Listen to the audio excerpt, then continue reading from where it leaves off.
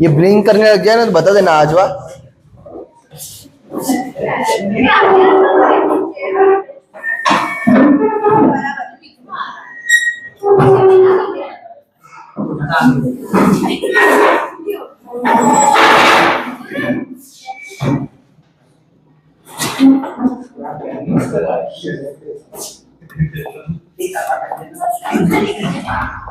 हाँ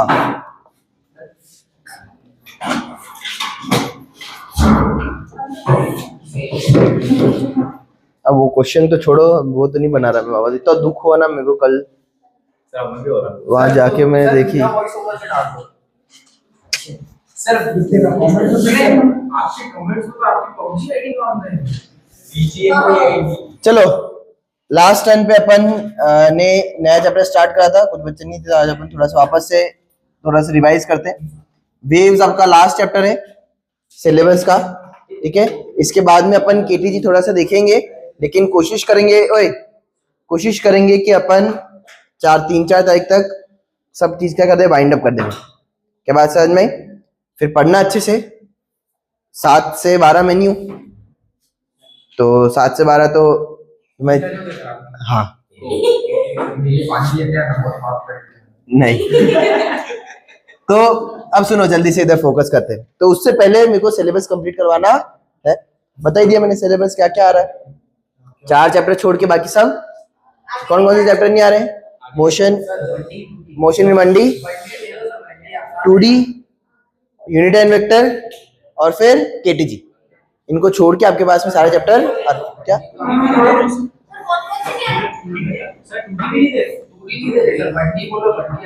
लो इधर देखो, स्टार्टिंग की 3 और KTG.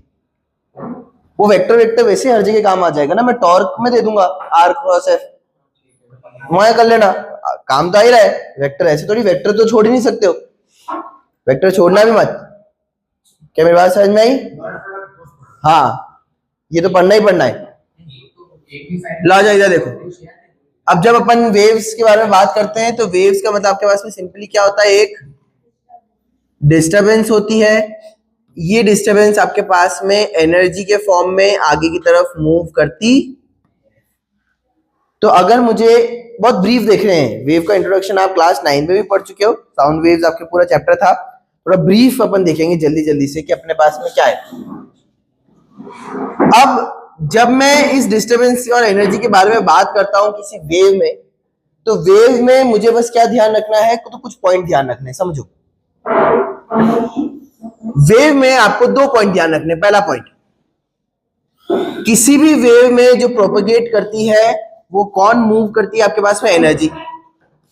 Energy moves from one point two another. जो एनर्जी है वो एक पॉइंट से दूसरे पॉइंट में मूव करती है। अब कैसे मूव करेगी एनर्जी? तो कैसे मूव करती है? सो द पार्टिकल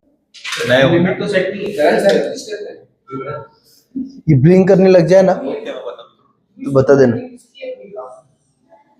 लो इधर देखो, ओए वेव देख रहे हैं अपन। वेव मतलब आपके पास में डिस्टरबेंस होता है, डिस्टरबेंस मतलब आपके फॉर्म एनर्जी होती है। किसी भी वेव के अंदर जो एनर्जी होती है वो एक पॉइंट से दूसरे पॉइंट पे जाती है। अब वो कैसे जा रही है? तो आपके पास में जो पार्टिकल्स होते हैं वो क्या करते हैं, तो पार्टिकल्स वाइब्रेट लिखो या फिर आप लिखो ऑसिलेट। ऑसिलेशन अपन ने इससे पहले पूरा चैप्टर पढ़ा है।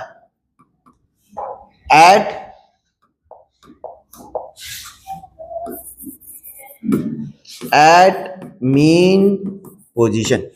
कहने का मतलब किसी भी वेव, जैसे अपने पास में मान लो आप असेंबली में खड़े होते हो लाइन में, है ना, आप एक के बाद में एक सीरीज में खड़े हुए।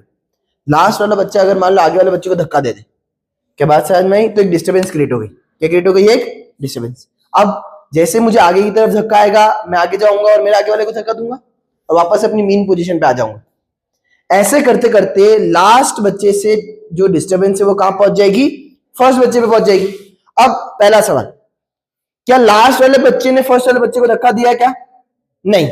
इसका मतलब पार्टिकल अपनी जगह छोड़ के आगे जा रहा नहीं है।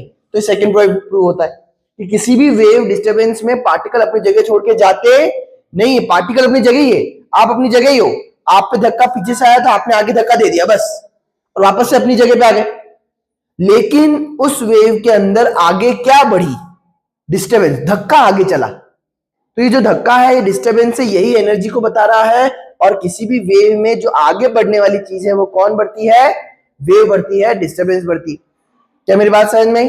अब ये तो वेव का अपने पास में सिंपल से डिस्क्रिप्शन हो गया, किसी वेव में क्या होता है। एग्जाम्पल अगर मैं पूछूं कि आपके पास में वेव कहां कहां नजर आती है अपन को, तो साउंड वेव हो गई आपके पास में। इस चैप्टर में अपन साउंड वेव को पढ़ने वाले हैं। आपके पास में वेव इन अ स्ट्रिंग हो गई, एक स्ट्रिंग आपके पास में पड़ी हुई है, आपने उसको मूव करा दिया तो वो वेव इन अ स्ट्रिंग हो गई आपके पास। वाटर में वेव्स क्रिएट होती है, और लाइट भी आपके पास में एक तरह की वेव ही है। थोड़ा सा अपन इसको देखेंगे धीरे धीरे धीरे धीरे। जब अब मैं वेव के बारे में बात करता हूं तो आपने छोटी क्लासों में वेव के क्या पढ़े हैं? तो वेव का क्लासिफिकेशन पढ़ा है। अब नेक्स्ट अपन वही देख लेते हैं। क्या देख रहे हैं अपन? Classification of waves. कैसे क्लासिफाई करते हैं वेव्स को? तो वेव्स को क्लासिफाई करने के लिए अपने पास में दो बेस है। पहला बेस अपन जिससे क्लासिफाई करते हैं वो तो करते हैं on the basis of medium. किसके बेसिस पे अपन करते हैं? On the basis of medium के बेस पे करते हैं। तो मीडियम के बेस पे अपने पास में जो वेव्स होती है वो दो तरह की होती है। कौन कौन सी? बोलो ना। मैकेनिकल। हाँ, मैकेनिकल वेव्स होती है कुछ वेव्स, और एक कुछ होती है आपके पास में इलेक्ट्रो मैग्नेटिक वेव्स, या फिर जिसको अपन EMW भी बोलते हैं, दैट इज इलेक्ट्रोमैग्नेटिक वेव्स। ये तो कंबाइन हो जाएगी ना? अरे ओए, अरे अब 40 मिनट की वीडियो देखो, क्या भेजूंगा मैं? ऐसा हो जाती है। वाह, आगे से कंटिन्यू करें ना, फिर अपन यही करवाएंगे। लो इधर देखो, अब अपने पास में मैकेनिकल वेव्स आ जाती है। तो मैकेनिकल वेव्स क्या होती है थोड़ा सा अपन समझेंगे। देखो, मैकेनिकल वेव्स आपके पास में वो वेव्स होती है दोज हु नीड्स मीडियम, वो वेव्स जिसको मीडियम की जरूरत है। तो नीड्स मीडियम। जैसे कि एग्जांपल अगर मैं आपको दूं तो एग्जांपल आपके पास में क्या हो जाएगा? एग्जांपल हो गए साउंड वेव्स। साउंड वेव्स को मीडियम की जरूरत पड़ती है। क्या मेरी बात समझ में आ रही कि नहीं आ रही? एग्जांपल क्या हो गया? Water waves. वाटर बिना पानी के पानी में वेव्स बन सकती नहीं है। एग्जांपल क्या हो गया? स्ट्रिंग हो गया।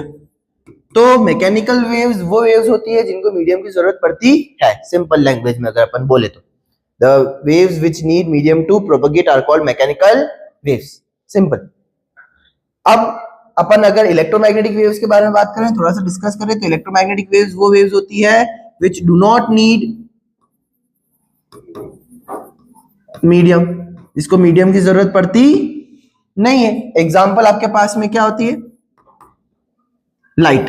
Light is an electromagnetic wave. Example क्या होता है? एक्सरे अगर अपन बात करें, माइक्रोवेव अगर अपन बात करें, गामा अपन बात कर लें, अपन इंफ्रारेड, अल्ट्रावायलेट, इन सब की जब अपन बात कर रहे हैं तो ये सारी की सारी क्या है? इलेक्ट्रोमैग्नेटिक वेव्स हैं। और इन वेव्स को मीडियम की जरूरत पड़ती नहीं है। अभी हमको कैसे पता पड़ा? तो कल भी मैंने एग्जांपल लिया था वापस से। भाई सन से अपने पास में लाइट आ रही है और सन से अर्थ के बीच में तो स्पेस है, खाली जगह, लेकिन तब भी आपके पास में लाइट पहुंच रही है। तो इसका मतलब लाइट को आपके पास में मीडियम की जरूरत पड़ती। अच्छा, अगर मैं आप लोगों से पूछूं एक सिंपल सा क्वेश्चन, मान लो कमरा है, ठीक है, अब कमरे में लाइट बंद कर दी तो मैं दिखाई दूंगा या मैं सिर्फ सुनाई दूंगा?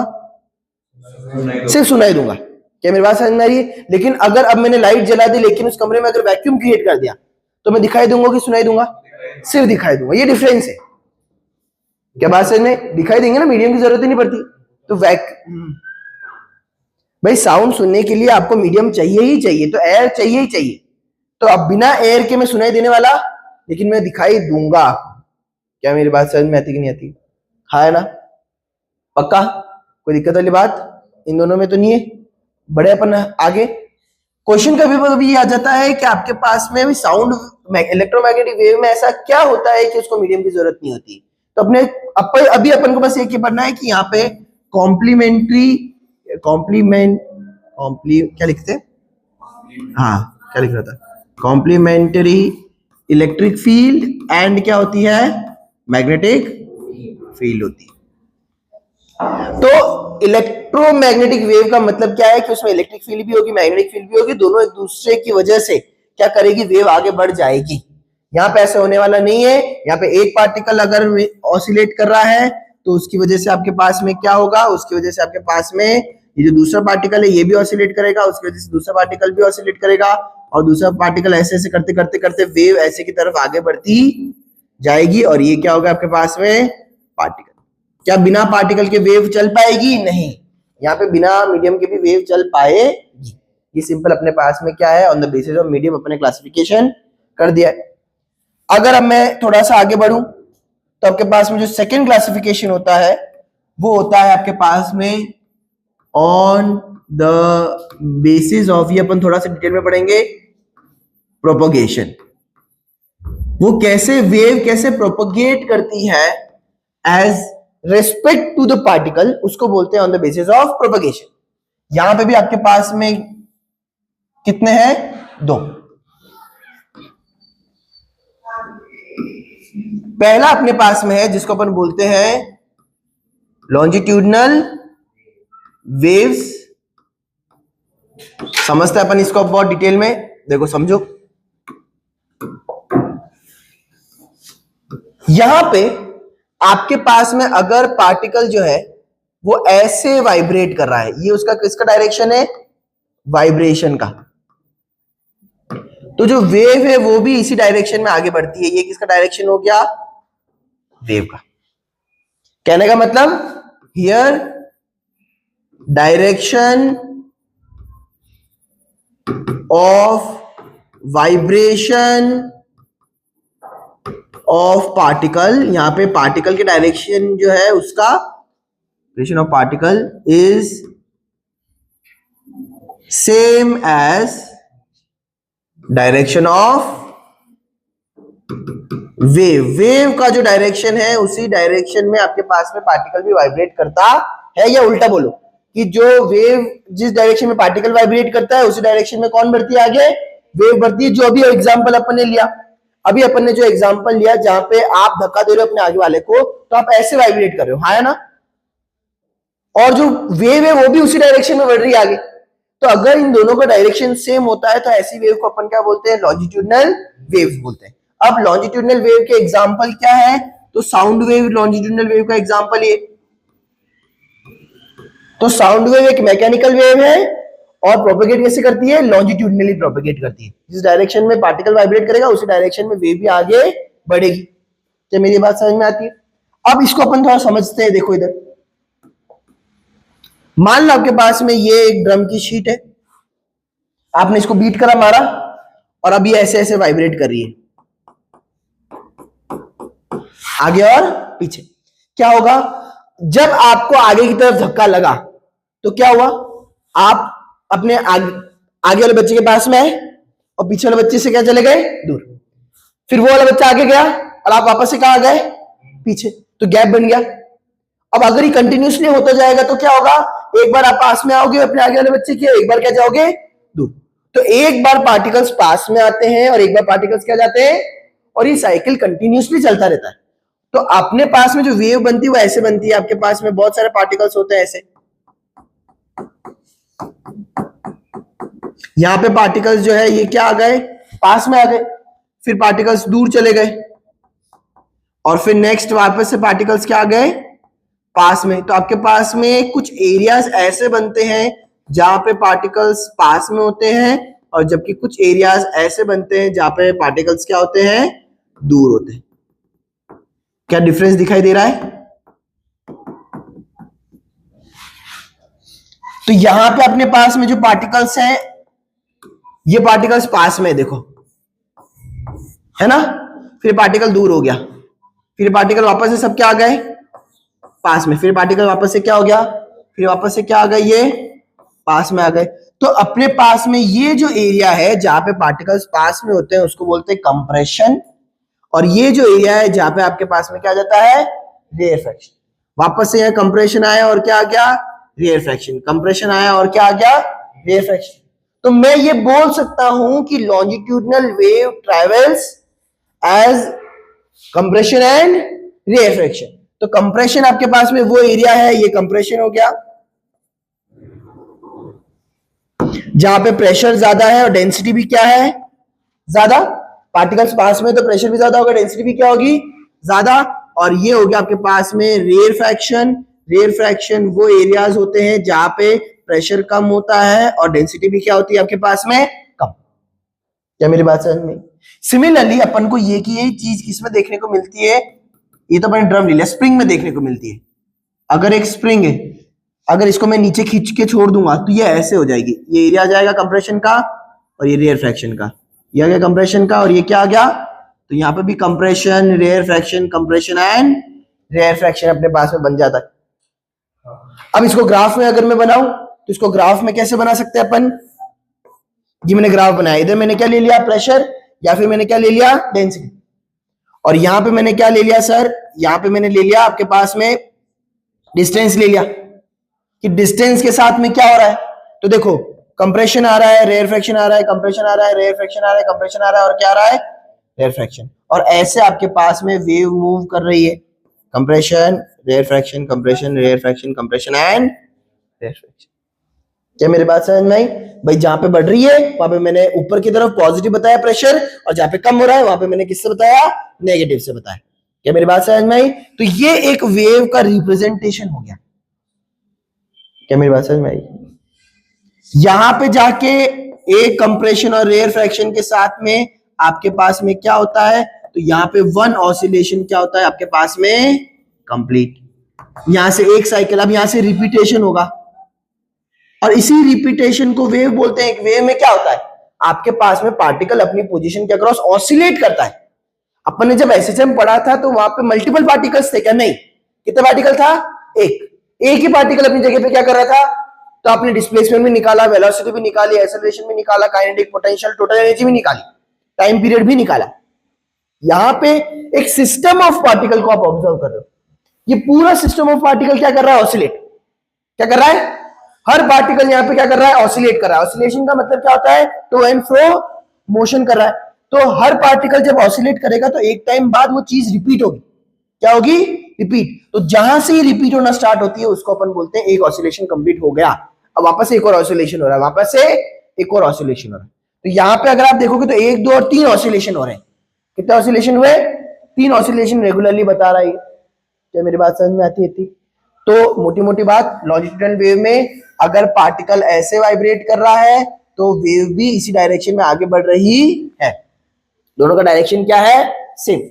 जबकि ट्रांसवर्स नेक्स्ट जो अपने पास में आ रहा है, that are called what, transverse wave. तो ट्रांसवर्स वेव्स वो वेव्स होती है जहां पे अपने पास में जो पार्टिकल का डायरेक्शन है, यानी अगर पार्टिकल ऐसे आपके पास में वाइब्रेट कर रहा है, ये वाइब्रेशन का डायरेक्शन है पार्टिकल का, हर पार्टिकल की बात कर रहा हूं मैं, तो वेव कैसे आगे बढ़ रही है, उसके परपेंडिकुलर। कैसे आगे बढ़ रही है, तो हियर डायरेक्शन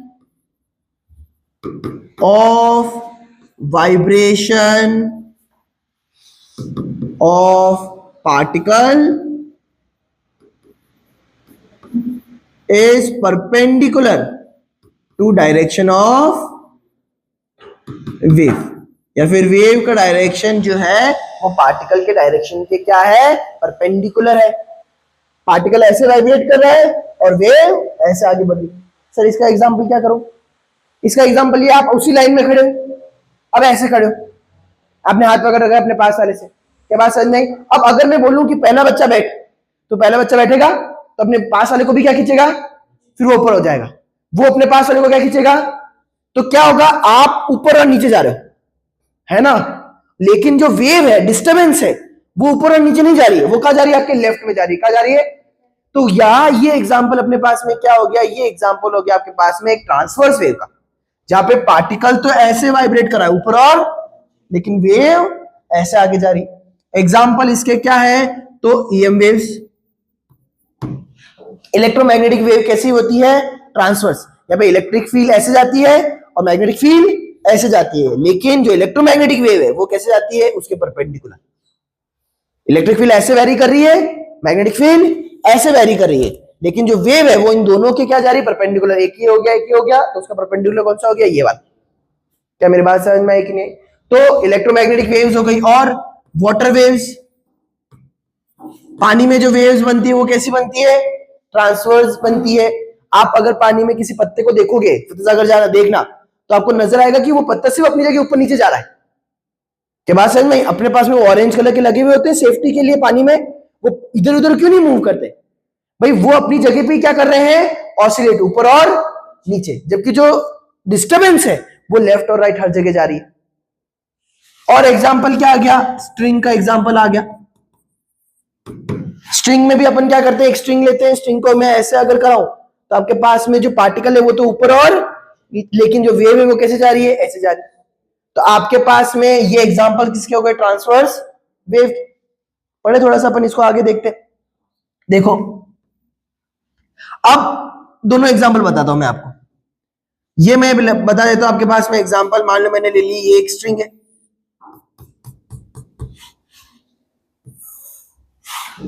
ठीक है। यहां से अपन ने इसको पकड़ रखा है, ये एक जगह से क्या, ये फिक्स है, यहां से क्या कर रखी मैंने, इसको फिक्स कर रखा है। अब मैंने इसको ऑसिलेट कराया, ये ऊपर और नीचे, क्या होगा, एक वेव बन जाएगी। बन गई वेव, हाँ है ना। ये येलो वाला क्या है, ये आपके पास में टी टाइम पे वेव है, कौन से टाइम पे। और ये ब्लू वाला आपके पास में क्या है, ये ब्लू वाला आपके पास में किस टाइम पे, t इक्वल्स टू 0 पे। जब अब मैंने मूव ही नहीं करी, स्ट्रिंग को टाइट पकड़ रखी है, अब मैंने इसको मूव कराई और ऐसे में कंटिन्यूअसली करा रहा हूं। ऑसिलेट है, ऑसिलेट मतलब वो कंटिन्यूअसली ऑसिलेट हो ही जा रहा है। उससे क्या होगा, उससे मैंने फिर एक फिक्स टाइम पे इसकी फोटो ली, तो क्या होगा, ये जो ब्लू वाली लाइन के पार्टिकल्स हैं, ये वेव ये बता रही है कि टी टाइम पे ये पार्टिकल्स इस येलो वाले पे आ जाएंगे। कहा जाएंगे, येलो वाले पे। कहने का मतलब ये वाला पार्टिकल जो यहां था वो कुछ टाइम बाद कहां पे आ गया, ये वाला पार्टिकल जो यहां था वो कुछ टाइम बाद कहां आ गया,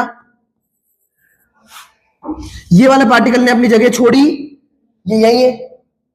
यानी कुछ पार्टिकल ऐसे भी होते हैं जो अपनी जगह छोड़ते नहीं है। ये वाला पार्टिकल था, ये कहां आ गया, यहां से यहां पे आ गया। ये वाला पार्टिकल था, ये कहां आ गया, यहां पे। ये सारे ही पार्टिकल क्या कर रहे हैं, अपनी जगह पे ऑसिलेट कर रहे हैं। कहने का सेंस, जैसे ये ऊपर नीचे जा रहा है, ये वाला जो पार्टिकल है ये भी यहां आया, फिर कुछ टाइम बाद कहां जाएगा, ये ऊपर जाएगा। हर पार्टिकल अपनी जगह पे क्या करेगा, ऑसिलेट करेगा। यानी कुछ टाइम बाद ये वेव मुझे कुछ ऐसी नजर आएगी।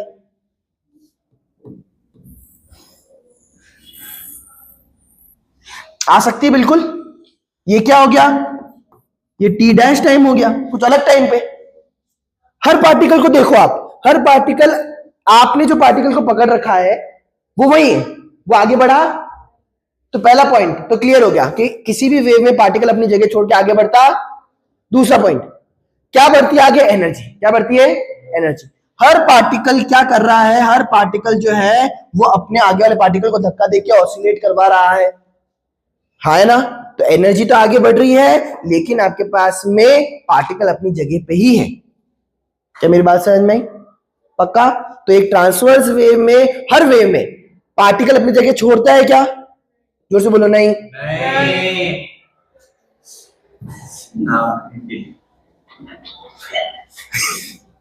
भेड़ बक रहे हो, थोड़ी बढ़ा रहा हूं मैं। वीडियो देखने वाले को लगेगा ये, चलो ऐसी तेज हो गई वीडियो की, चलो कोई बात। क्या मेरी बात समझ में आ रही है कि नहीं आ रही है? धीरे बोलो, अपने बात नहीं बोलना जोर से। एक और एग्जांपल अगर मैं लूं वाटर वेव्स का, तो अपने पास में अगर किसी पानी में अगर अपन पत्थर गिराते हैं तो आपके पास में क्या बनती है, वेव्स बनती है तो कुछ ऊपर से ऐसी नजर आएगी। ये हो गया मेरे पास बीच जहां पे मैंने पता गिराया था, आपके पास में ऐसे वेव्स बनती नजर आएगी, है ना। तो यहाँ पे जो आपके पास में वेव है वो कैसी बढ़ रही है, ये ऊपर मैक्सिमा आया, ये मिनिमा आया, मैक्सिमा आया और ये क्या आया, मिनिमा। उसी तरह से यहाँ पे भी होगा आपके पास में, उसी तरह से यहाँ पे भी होगा। तो आपके पास में कुछ एरिया ऐसा है जो क्या है, मैक्सिमा, जहां पे वेव ऊपर की तरफ है, कुछ ऐसे आ रहे हैं जो क्या है आपके पास में, मिनिमा है। तो अगर मुझे, जैसे मैंने यहाँ पे ग्राफ बनाया, अगर मुझे यहाँ पे भी ग्राफ बनाना है, क्या बनाना है, ग्राफ बनाना है, तो आपके पास में कैसा बनेगा ये ग्राफ, इधर देखो,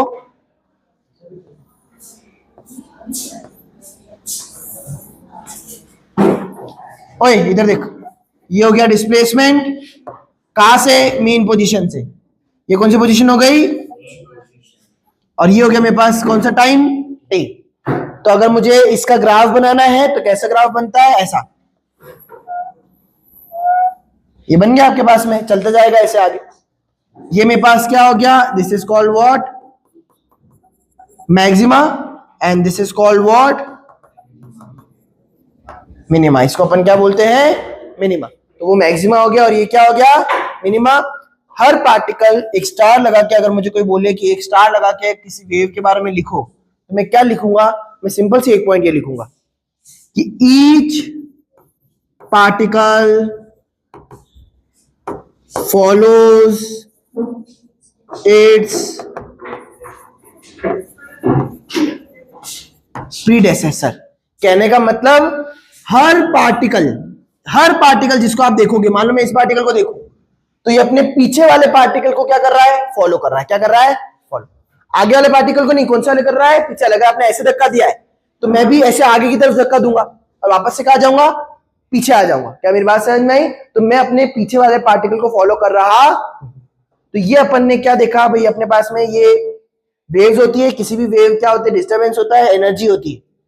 ये एनर्जी आगे जाती है, पार्टिकल आगे जाता, तो पार्टिकल क्या करता है, तो पार्टिकल अपने पास में ऑसिलेट करता है मीन पोजीशन पे। एग्जांपल साउंड वेव, ये एग्जांपल हो गए।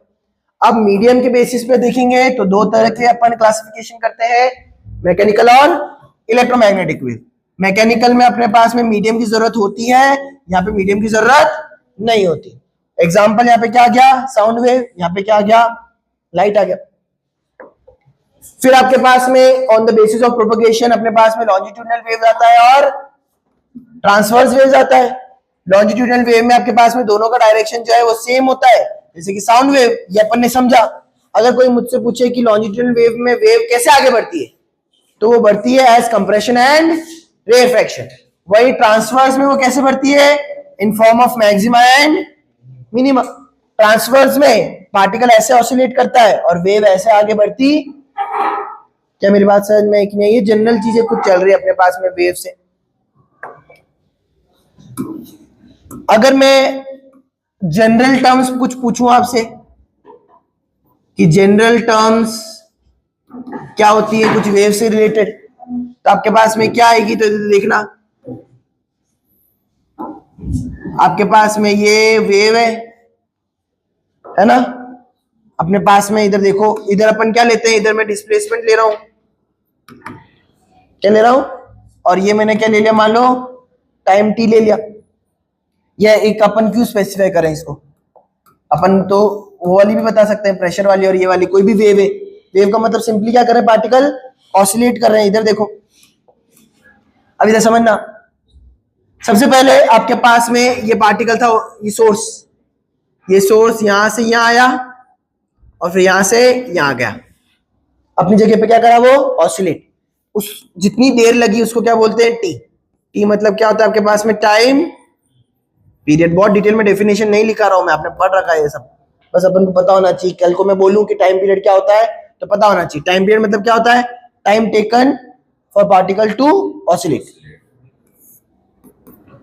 टाइम फॉर वन ऑसिलेशन, खत्म बात। इस ऑसिलेशन में मान लो अगर टी टाइम लगा है, तो इस टी टाइम के दौरान मान लो पहला पार्टिकल था, उसने धक्का दे दिया, आगे क्या, फिर वापस से क्या है, अपने पीछे आ गया। इतनी देर में क्या वेव वही है कि वेव भी आगे चली गई? आगे चली गई। जितना वेव आगे जाती है, वेव इतना आगे जाती है, 1 साइकिल के बराबर। इसको बोलते हैं अपन वेवलेंथ। क्या बोलते हैं? वेवलेंथ। बहुत काम आने वाली चीजें हैं ये जो भी अपन पढ़ रहे हैं। लैम्डा से अपन इसको रिप्रेजेंट करते हैं। क्या होता है? Distance covered by wave in time T. कितने टाइम में? टी टाइम में अपने पास में जितना भी डिस्टेंस वेव ने कवर करा उसको क्या बोलते हैं अपन? वेवलेंथ। क्या बोलते हैं? वेवलेंथ। यहाँ पे वापस से आपके पास में रिपीट हो रही है, ये और क्या हो जाएगा? वेवलेंथ ऐड हो गई। अब थर्ड चीज, वेव ऐसे आगे बढ़ रही है तो इसकी क्या होगी? कुछ स्पीड होगी। तो ये जो होता है इसको बोलते हैं अपन स्पीड ऑफ वेव। क्या बोलते हैं? Speed of wave. वी से अपन इसको रिप्रेजेंट करते हैं। कितनी हो जाएगी स्पीड? Distance upon time. तो मेरे पास स्पीड कितनी हो गई?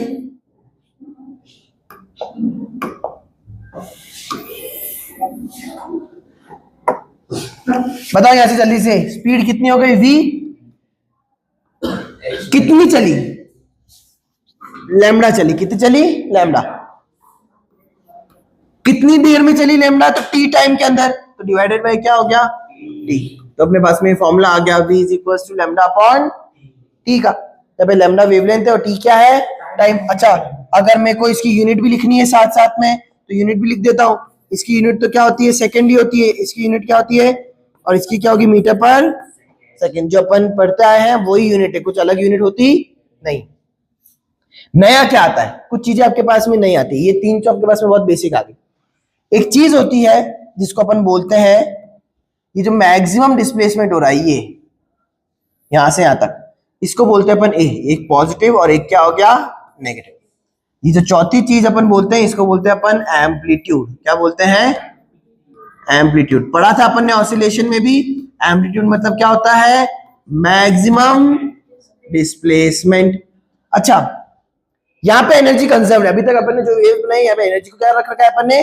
कंजर्व। चेंज हो रही असल में तो कम होती है, लेकिन अपने कोर्स में एसएचएम वाली वेव्स है। कौन सी वेव्स है? सिंपल हार्मोनिक वेव्स है अपने पास में। तो अपन के वहां पे एनर्जी क्या रहेगी? कंजर्व। टोटल एनर्जी हमेशा सेम आएगी। इसलिए एम्पलीट्यूड भी हमेशा हर पार्टिकल के लिए क्या होगा? सेम। क्या होगा? इसलिए मैंने इसको छोटा नहीं बनाया है। समझो इसको, देखो इधर देना ध्यान। मैंने ऐसे ऐसे नहीं बनाया है कि धीरे धीरे कम हो रही है। अगर मैं ऐसे बनाता तो इसको बोलते हैं डैम्प्ड ऑसिलेशन अपने कोर्स में। इसका मतलब वेव कुछ टाइम बाद क्या हो गई? खत्म। क्या हो गई? जो असल में होती है, लेकिन अपन उसको पढ़ रहे नहीं। अब इधर देखो, थोड़ा सा अपन आगे चलते हैं, क्योंकि ये भी आपके पास में डिस्प्लेसमेंट ही है तो आपके पास में इसकी यूनिट भी क्या हो जाएगी? मीटर। क्या हो जाएगी? मीटर। तो आसान, कोई दिक्कत नहीं है यहां तक।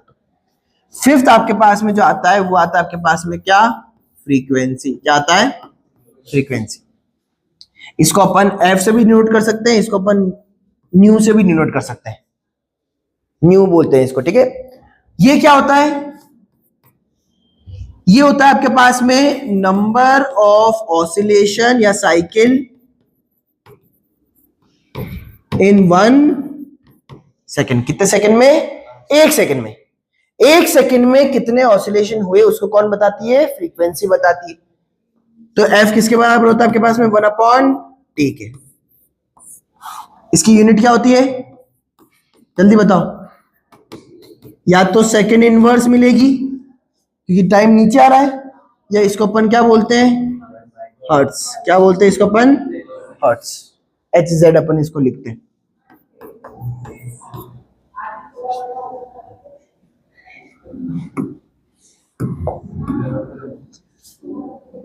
पुनर्जन्म होता है, पता है आपको? कभी कभी ऐसा है,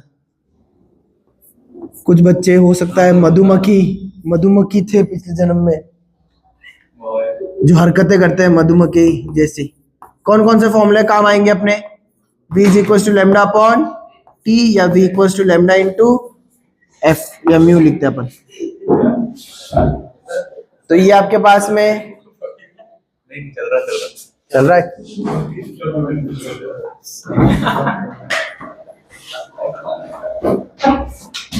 बहुत खराब हो गए बच्चे आजकल।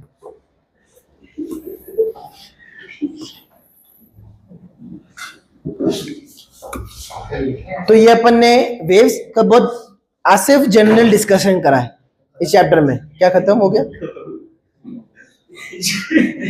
शुरू हुआ है बेटा। तो अभी कल अपन क्या करेंगे, स्पीड निकालेंगे और आगे देखेंगे स्पीड में कैसे कैसे वेरिएशन आते हैं। ठीक है, इसको लिखना है। ठीक है, लिखो बराबर।